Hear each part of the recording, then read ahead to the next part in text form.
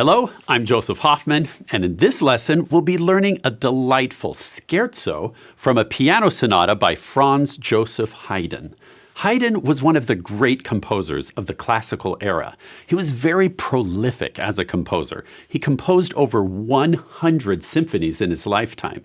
He was also known for his warm, kind-hearted personality, his humility, and sense of humor.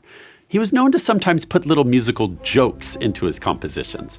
For example, in his Symphony No. 94, nicknamed the Surprise Symphony, the story goes that Haydn noticed that a certain audience member tended to fall asleep during his concerts. So in this symphony, Haydn has some fun by playing a little prank. During the peaceful, quiet second movement, Haydn uses a delicate, almost lullaby-like theme, which he knew was certain to lull this person to sleep. And then suddenly, he throws in a fortissimo chord to jolt the sleeper awake. Now, let's have a listen to the piece we're going to learn today, Scherzo by Franz Joseph Haydn.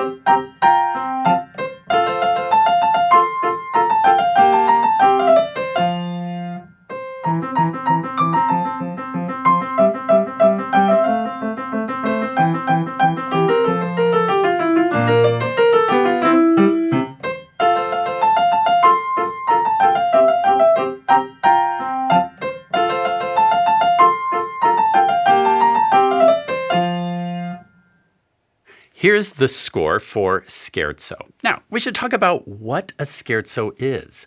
Scherzo means to joke in Italian. So when you see a scherzo, it's going to be a playful, lively, joking movement. It's usually from a larger work like a sonata or symphony. In this case, it's from Haydn's Piano Sonata No. 9. This is the third movement. So this is not the full sonata. It's just one movement, the scherzo. Let's go through our checklist. We have allegro moderato as the tempo indication, which means medium fast. Let's check our clefs. Double treble. So both hands will be up in treble clef zone. And now our key signature, one flat. So that could mean F major or could mean D minor. How do we tell? Pause the video if you'd like to figure it out on your own. Otherwise, the best clue is to check out the last note of the song. That's the most surefire way. And looking over at the last note, we see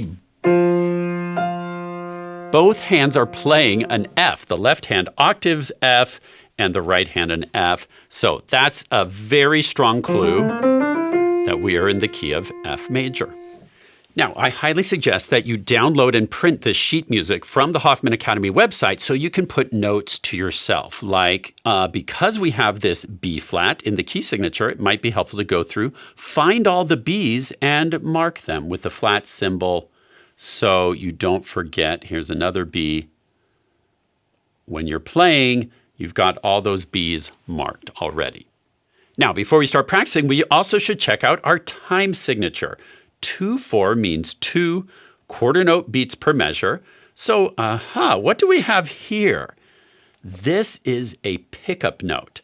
We can tell that because it's a partial measure. This is not a full 2-beat measure like we would expect, but just a partial measure, which we call a pickup note or pickup beat. So how do we know where to start counting? Well, the downbeat after a bar line is always beat 1, so we just have to think backwards. This is just an eighth note, so only half of a beat. So we know that must be the and of beat 2. So even before we get to this note, we've thought in our minds 2, E, and This note comes right on the and. And why am I counting 2 E and a? Well, we have lots of 16th notes. So we want to be thinking in 16th notes. 1 E and a 2 E and is where this pickup note starts, and then away we go. Now, I'd like to practice the rhythm before we try to play this. So in your own music, I'd like you to pause the video and try writing in the 16th note counts. 1 E and a, 2 E and a. And make sure your beats or your counts line up vertically with the notes so it's easy to keep track of where you are. Write in the counts all the way up to the end of measure 4. Pause the video to do that, and then press play and we'll check it out together. All right, I've written all the counts. Double check that yours matches this. Here you have to write it pretty skinny because we have just 8th notes, but we still have to get in all those 16th notes to keep this consistent. Now, let's practice clapping the rhythm of the right hand part on this top staff while we count the beat out loud. I'll do a 1 E and a to get us ready. Count the beat out loud with me while we clap this rhythm. The right hand part. Ready? Here we go. 1 E and a 2 E and a 1 E and a 2 E and a 1 E and a 2 E and a 1 E and a 2 E and a 1 E and a 2 E and a. Great job. Now, you'll notice here, lots more 16th notes. You can feel free to write in the counts or just imagine them as you play, but make sure you hold a quarter note for 1 E and a. It needs to last all 4 16th notes of value. And also don't forget to observe rests. Rests get beats too. This is 1 E and a 2 E. We have to wait and have silence for that 2 E, and then the repeat sign takes us back for the and of 2. Notice that this is also a partial measure because we have that last and back here at the start. You might have also noticed this interesting dynamic marking, mezzo forte dash piano. What this means is the first time through, we'll play it mezzo forte, and then on the repeat, we'll do the piano second time through, so kind of like an echo. Now, last thing I'd like to do before we play this is do some analysis of the chords, the harmonies. Why do I take time to do this? I think you'll learn this so much faster and understand the music if you get inside Haydn's head and think about the chords that he's using. So first, I'd like you to pause the video and take a look at all of the notes in measure 1 and see if you can figure out what chord Haydn is using. Think of the diatonic chords from F major. Remember, we have the 1 chord, which is F major, the 2 chord, which is G minor, etc., etc. Think of all those chords, and I'd like you to write the name of the chord up above and the Roman numeral down below. So, for example, if it's an F major chord, you'll put a Roman numeral 1 with a capital F up here. If it's the 2 chord, write G minor, capital G, little m up top with a Roman numeral 2 down below, etc. Figure out what chord Haydn is using. Don't forget, this is treble clef, treble clef. Look at all the notes, figure out the chord, then press play and we'll check it out together. All right, in this measure, left hand has an F, an A, right hand plays an F and a C, and then A and F. If you look at all these notes and simplify it into one triad, see these repeat down here so we can just take those out. Aha, it's an F major triad. And that's so expected, right? This piece we knew was in F major, starting on the 1 chord, is what you're going to see in 99.8% of music. So I put a Roman numeral 1, F major. Now, let's check out what Haydn is doing in measure 2. Let's take a look at this very first note. We have an F, an A, and then a C way up here. That's high C, which when you compose, you can put an F, A, and C wherever you want in creative arrangements to make the music your own. And so this is still an F major 1 chord. But Haydn's going to do something creative here. Some of these notes of the right hand are non-chord tones. Remember, a chord tone is any note that fits within the chord.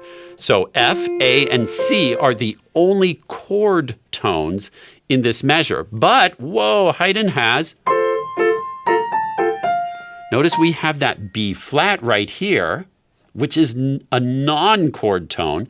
A is a chord tone. That's part of the FAC triad. G is a non-chord tone. So I'm going to circle that. This is kind of college-level music analysis that we're doing now. But hey, you're ready for it. Let's do this. These we would call passing tones, which you can abbreviate in analysis with PT for passing tone. When you pass between two chord tones, notice we've started on this high C, we pass through the B flat, and we land on this A. Passing tones are so common in music. They bridge between chord tones. Notice if you forget those passing tones, you'll just see a C, A, and F. That's the triad. The passing tones brings us from one chord tone to the next. Let's analyze one more measure. And let's just go up to here. I'd like you to pause the video and see if you can figure out what chord Haydn is using here. My hint to you is it's not a one chord this time. It's going to be something different. And my other clue is there's one passing tone. And so one of these notes is a non-chord tone. So don't be fooled by that, but look for the notes that look like a chord. It should fit into a triad. Figure out what chord Haydn is using there, mark it in your music, and then press play and we'll check it out together. All right, let's look at what Haydn is doing. One of your best clues that a passing tone is happening is you'll see notes moving by step in one direction. So here's our passing tone right here. So we'll ignore that passing tone. If we look at all the other notes, which are chord tones, we'll see we are in a C major triad, which we can mark with a capital C. And what is the Roman numeral for the C chord?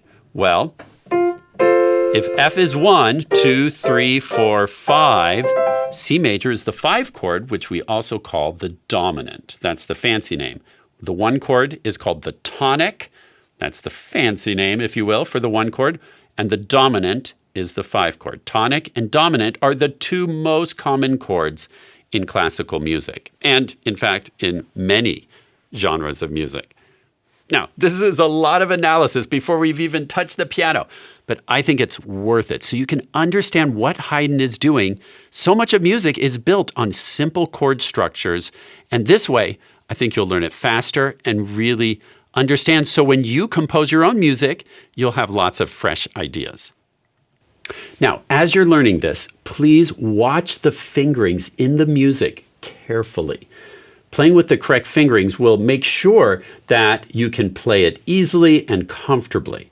For example, right here at the start, notice we're going from a C up a fourth to F, but in the sheet music, it's marked 1 to 2.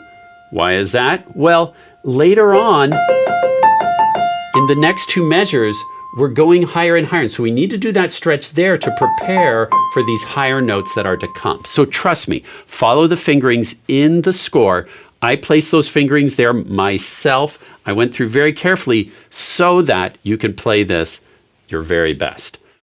Also, as you're learning this, pay attention to where there are staccato dots and where there are legato or slur markings.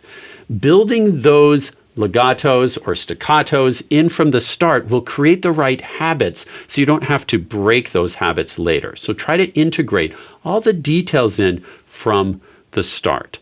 Pause the video and try to learn measures 1 all the way up to the repeat sign in measure 8 and try and learn this on your own and then press play and I will demonstrate it for you. Here's measures 1 through 8, played more at a moderato tempo, just for practice. I'll count in and then we'll start. 1 E and a 2 E and a 1 E and a 2 E and a 1 E and a 2 E and a 1 E and a 2 E and a 1 E and a 2 E and a 2 E and a 1 E and a 2 E and a 1 E and a 2 E and a 1 E and a 2 E and then it repeats. All right, if that matched what you played, a great job. If you need to pause again and fix some things, that's perfectly fine. If you're ready though, let's now try and learn the left-hand part. As you're learning the left-hand part, don't forget to play it in the treble staff. So middle C is here, so the first two notes the left hand will play are right here. Keep these staccati really crisp and light. Pause to try and learn the left hand. Again, watch the fingerings. Trust me that they are going to lead you in the right direction. Then press play and I'll demonstrate it for you. All right, here's the left hand part. 1 E and a 2 E and a 1 E and a 2 E and a. And I'm going to stop right there to point out the rests matter. When you let go is exactly when the rest appears. Notice in measure 1 here, 1 E and a 2. Beat 2 is where you rest. And you can just lift the wrist, 1 E and a 2. The lifting of the wrist is what triggers the silence. It's so easy to think rests aren't important in music, but they absolutely are. Haydn put that rest there for a reason. He wants the silence there so the right hand can have the spotlight. Again, 1 E and a 2 E and a 1 E and a 2 E and a 1 E and a 2 E and a 1 E and a 2 E and a 1 E and a 2 E and a 1 E and a 2 E and a 1 E and a 2 E and a 1 E and a 2. Work for really crisp staccati. Keep your fingers close to the keys and just a little hop, hop, hop will make a nice light staccato. I like to think up, up. If you think up instead of down on a staccato, you'll get that nice light sound. Pause if you need more practice on the left hand. Otherwise, let's talk about how you'll practice for the next few days. I suggest doing some slow to medium practice, hands alone for a couple of days. Count out loud to make sure you're getting the rhythms correctly. And then when you're ready, you can try putting it hands together. Very slowly at first. Maybe you'll set a metronome. Let the click be the eighth note. Maybe start at around 80 beats per minute. And 1 E and a 2 E and gradually put it hands together. And then you'll be ready to go on in our next video to look at the B section. Great job getting started on learning the A section of Scherzo by Haydn. Thanks for watching and happy practicing. I like this Haydn guy. He has my kind of sense of humor. He did seem to enjoy a good practical joke. You can say that again. He's playing a super quiet, calm symphony. Then suddenly, boom! Wake up, sleepyheads. Classic.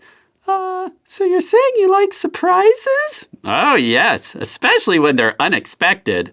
How about unexpected with lots of sharp teeth? Huh? Boom! Ah! Wake up, sleepyheads. Gosh, you really scared me, T-Rex. You gotta be a little more considerate. Aw, I thought you liked surprises. Well, I just like giving more than I like receiving. Really? Hey, I'm a generous guy.